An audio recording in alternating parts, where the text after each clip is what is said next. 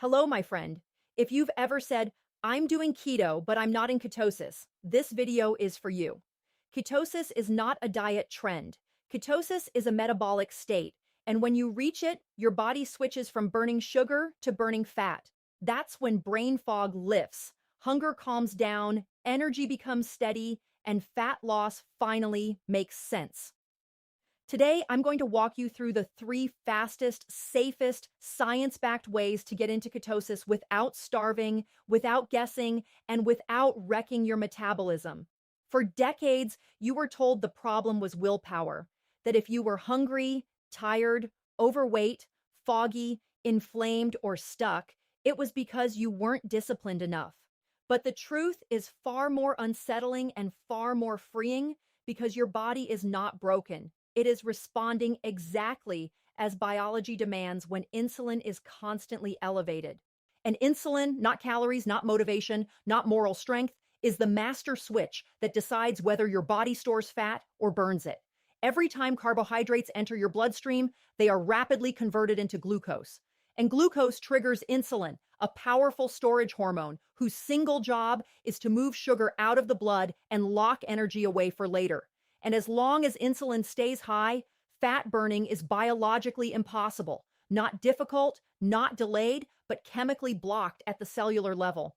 This is not opinion. It is physiology proven repeatedly in metabolic ward studies where subjects eating identical calories burned radically different amounts of fat depending solely on insulin exposure.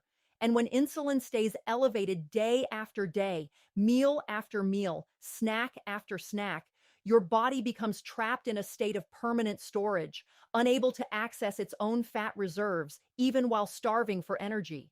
This is why people feel exhausted while gaining weight, why hunger feels uncontrollable, why cravings scream louder the harder you resist.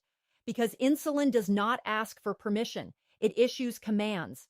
And when insulin is high, fat cells close their doors, locking away energy that the rest of the body desperately needs. The brain feels this energy shortage first, and it responds by demanding quick fuel, sugar, starch, anything that raises glucose fast, creating a feedback loop that feels like addiction, but is actually survival chemistry misfiring in a modern food environment. Studies show that high insulin states reduce fatty acid release by more than 50%, meaning even someone carrying excess body fat can be metabolically starving, unable to tap into the very fuel they are told they should burn. This is why calorie restriction alone so often fails. Because cutting calories while insulin remains high simply slows metabolism, increases hunger hormones, and teaches the body to conserve energy, not release it. When carbohydrates are sharply reduced, something remarkable happens at a molecular level.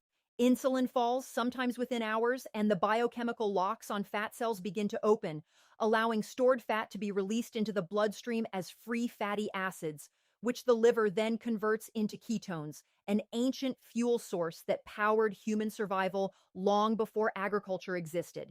Ketones are not just fuel. They are signaling molecules that reduce inflammation, stabilize brain energy, and improve mitochondrial efficiency. And research shows that when insulin drops and ketones rise, hunger hormones like grind decrease while STI hormones increase, meaning the body naturally eats less without force or suffering. This is why ketosis feels different from dieting, because it is not about fighting the body.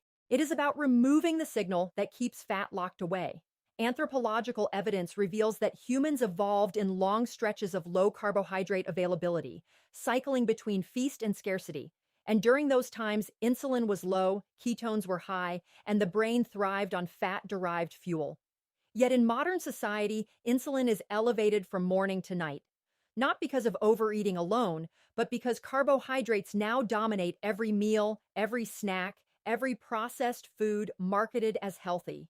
Even foods labeled whole grain or low fat can spike insulin enough to block fat burning for hours. And when eaten repeatedly throughout the day, insulin never returns to baseline, creating a metabolic traffic jam that no amount of exercise can override. Research has shown that even trained athletes cannot oxidize fat efficiently in a high insulin state, proving that fitness does not override hormones. Biology always wins. When carbohydrates are reduced below a critical threshold, usually around 20 to 30 gram per day, insulin falls low enough for the liver to shift into ketone production. And this transition is not dangerous. It is deeply familiar to human metabolism, observed in newborns, fasting adults, and populations consuming traditional low-carb diets without chronic disease. The discomfort some feel during this transition is not evidence of harm, but evidence of withdrawal, as the body relearns how to burn fat after years or decades of sugar dependence. And studies show this adaptation period corresponds with shifts in enzyme activity, mitochondrial function, and electrolyte balance, not tissue damage or metabolic failure. What makes this shift powerful is not deprivation, but liberation.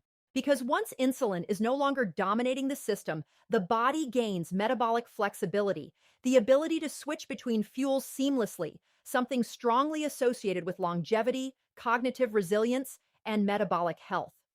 In scientific literature, insulin resistance driven largely by chronic carbohydrate exposure is now linked to obesity, type 2 diabetes, cardiovascular disease, Alzheimer's disease, and even certain cancers.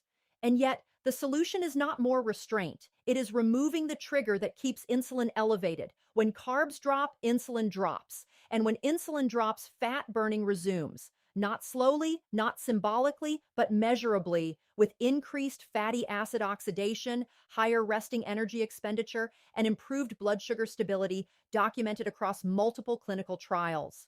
This is why ketosis begins not with motivation, not with supplements, not with extreme workouts, but with a decisive reduction in carbohydrates.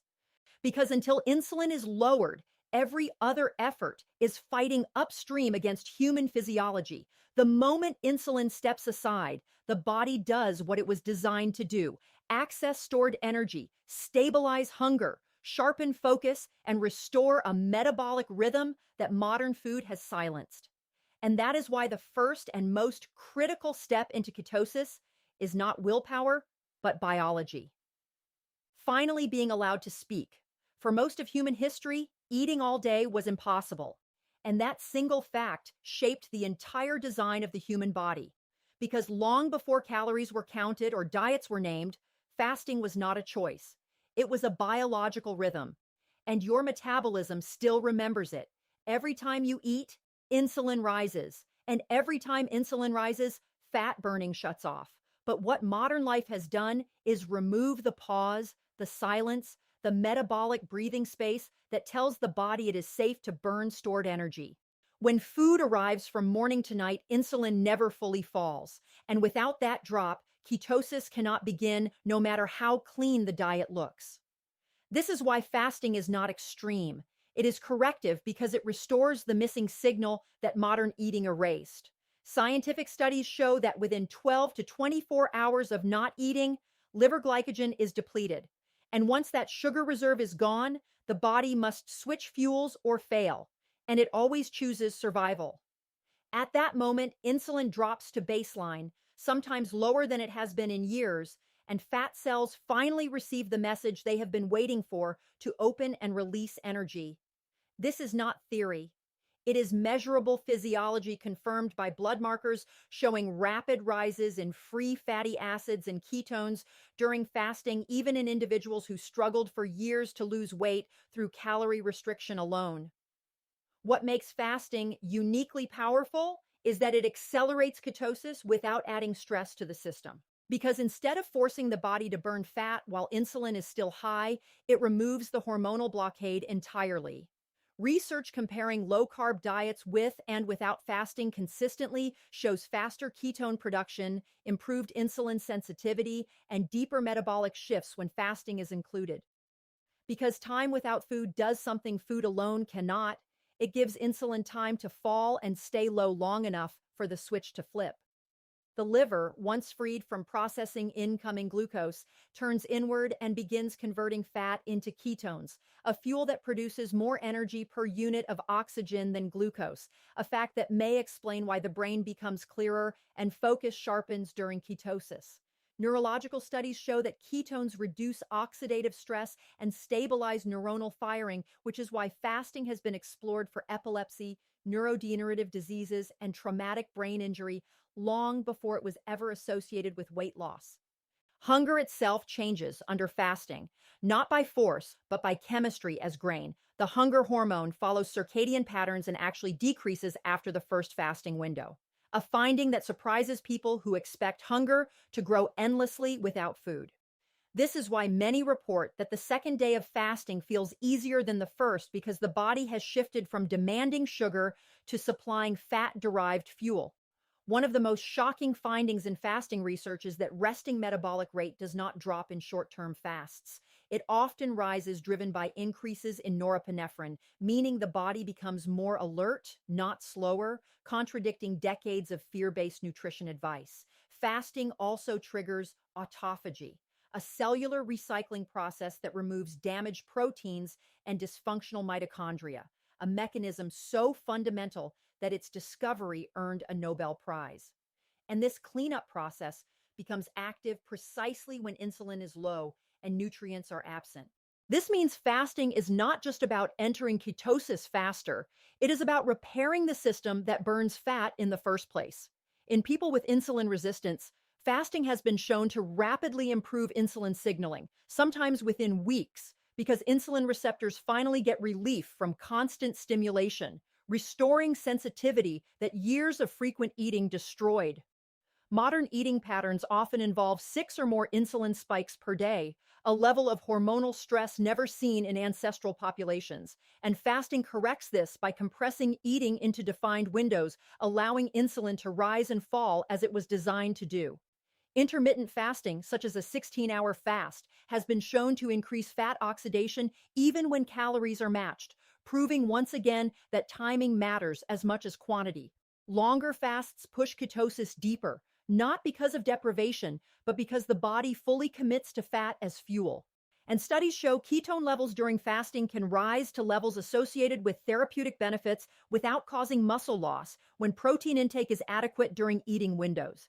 The fear that fasting wastes muscle is largely unfounded in short-term fasts as growth hormone increases dramatically during fasting, sometimes by 5-fold, preserving lean tissue while fat is mobilized. This hormonal environment is uniquely suited for ketosis because growth hormone supports fat breakdown while insulin remains low, a combination impossible to achieve through constant eating. Perhaps most compelling is the psychological shift that occurs because fasting breaks the cycle of constant hunger, teaching the brain that energy is abundant even when food is absent. A realization that rewires the relationship with eating at a deep level. When ketosis arrives through fasting, it feels different, not forced, not fragile, but stable because the body reached it through its own internal logic. Blood sugar stabilizes, inflammation markers decrease, and metabolic flexibility returns, a state strongly associated with reduced risk of chronic disease. In a world where food is always available, fasting may be the most radical health intervention, not because it is new, but because it is ancient, and because it restores the missing half of metabolism, the part that only activates when we stop eating. Ketosis is not just about what you